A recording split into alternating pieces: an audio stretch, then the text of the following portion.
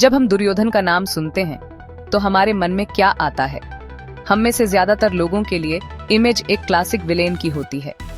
वह अहंकार का चेहरा है, वह जलन का रूप है, वह कुरुक्षेत्र के विनाशकारी युद्ध का प्राइमरी कारण है। यह कहानी हमें अनगिनत बार बताई गई है, हमारे घरों में, किताबों में, हमारे टेलीविजन स्क्रीन पर। वह अंधेरा है जिसके खिलाफ पांडवों की रोशनी चमकती है। लेकिन क्या यह कंप्लीट पिक्चर है? क्या बुराई के इस वन डायमेंशनल कैरिकेचर के पीछे कुछ और हो सकता है? क्या उसकी एक अधिक कॉम्प्लेक्स ह्यूमन पहचान हो सकती है? क्या उसकी कहानी सिर्फ विलेन नहीं बल्कि एक गलत समझे गए राजकुमार की ट्रेजेडी हो सकती है? एक फ्लॉड लेकिन फॉर्मिडेबल वॉरियर जिसकी कहानी दूसरा लुक मांगती है? चलो फैमिलियर नैरेटिव से पीछे हटते हैं। एक ऐसी कहानी की कल्पना करो जहां हीरो हमेशा सही नहीं होता और विलेन पूरी तरह बुरा नहीं होता। उस आदमी को समझने के लिए जो दुर्योधन बना, हमें सबसे पहले उस लड़के को देखना होगा जो वह था। वह एक राजकुमार के रूप में पैदा हुआ था, 100 कौरव भाइयों में सबसे बड़ा, जिसे एक दिन हस्तिनापुर के शक्तिशाली राज्य पर राज करना था। उसका जन्म खुद एक सेलिब्रेटेड इवेंट था, कुरुवंश के लिए एक मजबूत उत्तराधिकारी का वादा। फिर भी उसके शुरुआती दिनों से ही उसकी नियति पर एक छाया मंडरा रही थी। यह छाया उसके चचेरे भाइयों पांडवों ने डाली थी। राज करने वाले, हालांकि अंधे राजा धृतराष्ट्र का बेटा होने के बावजूद दुर्योधन को यह लगता था कि उसकी पोजीशन इनसिक्योर है। उसके पिता एक रीजेंट थे, अपने बड़े भाई पांडु की जगह पर राज कर रहे थे। इस फैक्ट ने सिंहासन पर उसके दावे के लिए सवाल उठने वाली वैधता की अंडरकरंट पैदा की। सेकंड बेस्ट होने की यह फीलिंग उसके बचपन भर एक लगातार साथी थी।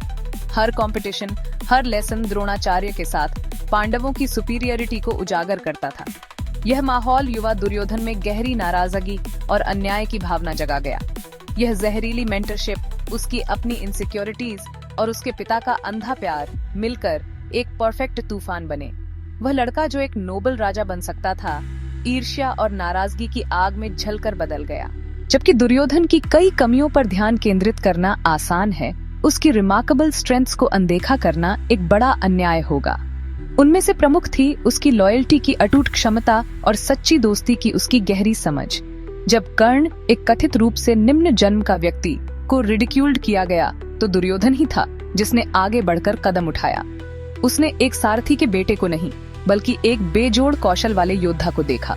उस पल में दुर्योधन ने कुछ क्रांतिकारी किया। उसने अपने समय की कठोर जाति व्यवस्था और सामाजिक मानदंडों को चुनौती दी। कर्ण को मौके पर ही अंग का राजा बनाकर उसने उसे वह स्टेटस और लेजिटिमेसी दी जो समाज ने उसे डिनाइड किया था। यह एक कैलकुलेटेड पॉलिटिकल मूव नहीं था, यह मान्यता और वास्तविक प्रशंसा का एक स्पॉन्टेनियस एक्ट था।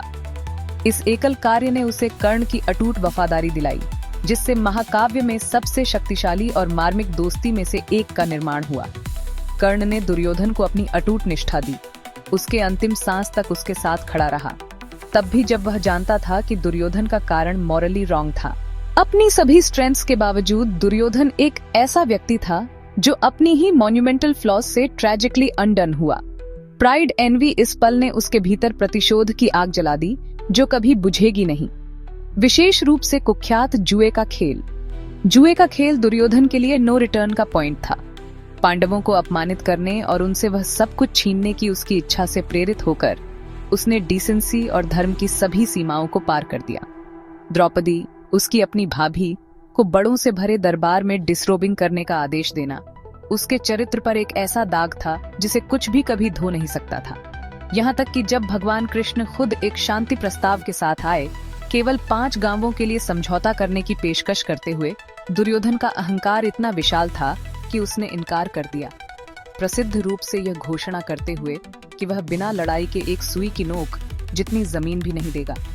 इस अंतिम इनकार, हठधर्मिता के इस अंतिम कार्य ने शांति के द्वार हमेशा के लिए बंद कर दिए और पूरे उपमहाद्वीप को एक विनाशकारी युद्ध में धकेल दिया, जिसने उसे और लगभग हर उस व्यक्ति को निगल लिया जो उसे प्रिय था। दुर्योधन का पोर्ट्रेयल सदियों से लगातार रिटेलिंग्स में काफी कंसिस्टेंट रहा है। वह क्विंटेसेंशियल एंटागनिस्ट है। मेन स्ट्रीम नैरेटिव में पॉपुलर टेलीविजन सीरीज उसे ब्रॉड डार्क स्ट्रोक्स में पेंट किया गया है। हालांकि अगर हम पॉपुलर चित्रणों से परे देखें और क्षेत्रीय लोक कथाओं और साहित्यिक व्याख्याओं पर नजर डालें, उसे सहानुभूतिपूर्ण प्रकाश में दिखाते हैं। हिमालय के कुछ समुदायों में दुर्योधन को देवता की तरह पूजा जाता है, एक न्यायपूर्ण सिद्धांतवादी शासक के रूप में। ये वैकल्पिक दृष्टिकोण मुख्य कथा को चुनौती देते हैं। विजेता का इतिहास एक महत्वपूर्ण लेंस है, वह पांडवों और उनके सहयोगियों के दृष्टिकोण से संकलित है। समकालीन लेखक और नाटककार दुर्योधन के दृष्टिकोण पर उपन्यास और नाटक लिख रहे हैं। वे उसकी मोटिवेशंस की पड़ताल करते हैं, बहाना नहीं, समझना चाहते हैं। यह रीइमेजिनिंग आधुनिक संवेदनशीलता दिखाती है। दुर्योधन की कहानी सिर्फ एक पुरानी कहानी नहीं है, यह एक टाइमलेस मिरर है जो हमारे अपने समाज की चुनौतियों और कॉन्फ्लिक्ट्स को दर्शाता है। जहां शक्ति, संपत्ति और सम्मान के लिए लड़ाइयां हर दिन लड़ी जाती हैं, सोशल मीडिया के युग में हमें लगातार अपने साथियों की क्यूरेटेड सक्सेसेस से बम्बार्डेड किया जाता है। इससे दुर्योधन सिंड्रोम पैदा हो सकता है।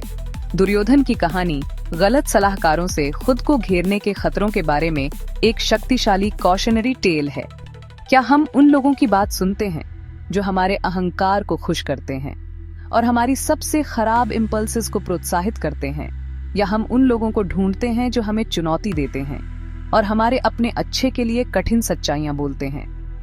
हम दुर्योधन के दुखद जीवन से क्या सीख सकते हैं? उसकी कहानी हमें सिखाती है कि वफादारी और साहस जब एक मोरल कंपास द्वारा निर्देशित नहीं होते हैं तो विनाश का कारण बन सकते हैं।